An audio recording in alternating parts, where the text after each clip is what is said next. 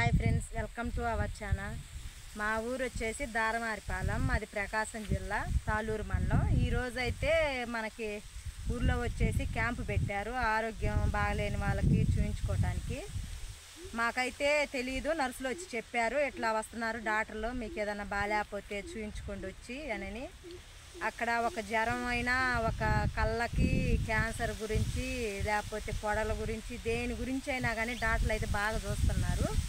మనకి మెడిసిన్ కూడా మనకి చూసి దానికి చూసి ఇది ఉందా లేదని చెక్ చేసి, ఇప్పుడు నాకైతే వెళ్ళిన పాటనే బీపీ షుగరు అవన్నీ చూసి చెక్ చేసి నాకు లేదని చెప్పారు. అలా ఉన్న వాళ్ళకి దానికి తగ్గ మందులు ఇస్తున్నారు.